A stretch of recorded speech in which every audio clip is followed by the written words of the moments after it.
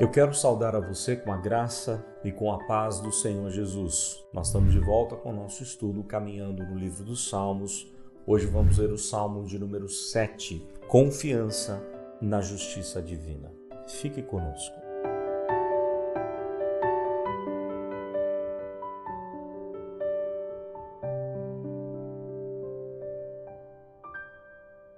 O Salmo de número 7 ele tem um título que diz assim: Canto de Davi, entoado ao Senhor com respeito às palavras de Cushi, o benjamita. Essa expressão, canto de Davi, ela pode se referir a um instrumento musical, ela pode se referir ao deleite, à alegria que só encontramos em Deus, mas muito provavelmente ela deva se referir a uma melodia. Ela só aparece aqui nesse salmo e também lá em Abacuque, no canto de Abacuque, no capítulo 3, como um lamento, uma expressão de lamento e gratidão a Deus, conforme Abacuque segue o exemplo de Davi.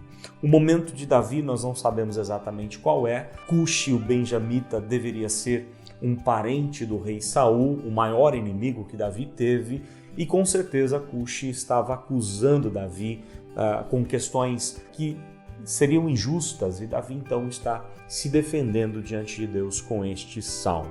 Nós aprendemos então nesse salmo a confiança na justiça divina. E dos primeiros versos, dos 5 primeiros versos, versos 1 a 5, nós aprendemos a invocar a Deus como nosso grande advogado. Vejamos o que diz lá o texto no primeiro verso. Senhor Deus meu, em ti me refugio. Salva-me de todos os que me perseguem e livra-me. Ele invoca a Deus para que Deus venha salvá-lo, para que Deus seja o seu refúgio, a sua segurança, o seu livramento. Aí no verso 2, para que ninguém como leão me arrebate, despedaçando-me, não havendo quem me livre. Então ele está invocando a Deus, a proteção de Deus, para que ninguém possa prejudicar a sua vida. Mas olha só o que diz o verso 3. Senhor meu Deus, se eu fiz o de que me culpam, se nas minhas mãos há iniquidade, se paguei com o mal a quem estava em paz comigo, eu que poupei aquele que sem razão me oprimia, persiga o inimigo a minha alma e alcance-a, espezinhe no chão a minha vida e arraste no pó a minha glória. São expressões que ele diz, não é? Se eu sou realmente culpado, se eu fiz alguma coisa errada, então que os meus inimigos possam me destruir, espezinhar, persiga o inimigo a minha alma e alcance-a, espezinhe no chão a minha vida e arraste no pó a minha glória, é o finalzinho do versículo de número 5. Esse verbo espezinhar, ele significa esmagar em pedaços. Se eu sou culpado de alguma coisa, então que os meus inimigos possam me esmagar no chão em pedaços. E aí ele fala também, e arraste no pó a minha glória, que eu seja humilhado se eu realmente estou errado. Mas ele está invocando Deus como seu advogado, aquele que pode julgar ou proteger, defender a sua causa. Aí agora, dos versos de 6 a 11, invocar a Deus como um juiz justo. O reconhecimento de que Deus é um juiz justo. Olha só o verso 6. Levanta-te, Senhor, na tua indignação, mostra a tua grandeza contra a fúria dos meus adversários e desperta-te em meu favor, segundo o juízo que me designaste. Ele vai invocando a Deus, que o Senhor levante para julgar a minha causa.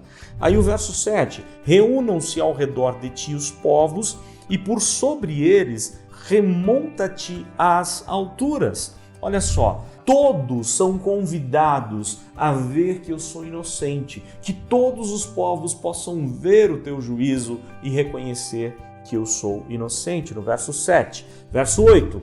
O Senhor julga os povos. Julga-me, Senhor, segundo a minha retidão e segundo a integridade que há em mim. Não que ele se coloca como melhor do que qualquer um, mas ele está sendo acusado injustamente. Então ele está buscando a Deus como seu advogado e como seu juiz.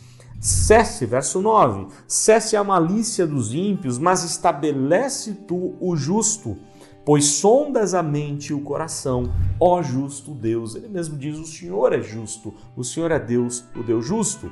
Deus é o meu escudo, no verso 10. Deus é o meu escudo, Ele salva os retos de coração. Confiança na fidelidade de Deus. Deus como escudo já vem sendo trabalhado no livro dos Salmos como uma lembrança de Gênesis 15 na aliança de Deus com Abraão. Verso 11, Deus é justo juiz, Deus que sente indignação todos os dias. Olha só, Deus é justo juiz e Deus fica indignado com a injustiça, Deus fica indignado com o pecado, e é o que ele vai começar a expor agora dos versos 12 a 16, o reconhecimento da ira do Senhor. Deus fica irado com o pecador não arrependido. Então olha só o verso 12, se o homem não se converter, afiará Deus a sua espada, já armou o arco, tem-no pronto. Para ele preparou já instrumentos de morte, preparou suas setas inflamadas. Se o homem não se converter, Deus fica irado com esse homem e Deus já preparou as armas para destruir, para matar esse homem não convertido, não arrependido dos seus pecados. Isso faz lembrar o famosíssimo sermão de Jonathan Edwards, Pecadores nas mãos de um Deus irado. Deus está irado contra o pecado, Deus está irado contra todo aquele que não se arrepende dos seus pecados, que não se converte dos seus maus caminhos. E aí o verso 14, eis que o ímpio está com dores de iniquidade, concebeu a malícia e dá à luz a mentira. Olha só a figura que ele expõe aqui como uma mulher grávida, né? E que vai dar à luz. Com dores de iniquidade, ele concebe a mentira, dá à luz a mentira. Isso faz uma lembrança, talvez uma citação que o próprio Tiago, irmão de Jesus, fez lá em Tiago, no primeiro capítulo, os versos 14 e 15, quando ele diz assim: ao contrário, cada um é tentado pela sua própria cobiça, quando esta o atrai e seduz. Então a cobiça, depois de haver concebido, dá à luz o pecado, e o pecado, uma vez consumado, gera a morte. Olha só a figura de uma mulher grávida gerando o pecado, e do pecado, a própria morte vem a existir. É a mesma figura aqui no verso 14. No verso 15, ele fala assim: abre e aprofunda uma cova e cai nesse mesmo poço que faz. A sua malícia lhe recai sobre a cabeça e sobre a própria mioleira desce a sua violência. Ou seja, aquilo que estão armando contra mim de maneira injusta, que recaia sobre estes, eles mesmos vão cair na própria cova que cavaram. Olha que interessante, não é? Quando você confia em Deus, você sabe disso. Deus é justo, Ele há de julgar a sua causa, e aquela maldade que fizeram contra ti, se você colocar, contra você mesmo, se você colocar diante de Deus, Deus vai fazer com que a justiça da sua própria vida seja vista de todos, e a maldade das pessoas, eles próprios possam cair ou recair contra eles. Isso faz lembrar aquilo que aconteceu com Amã, na história de Esther.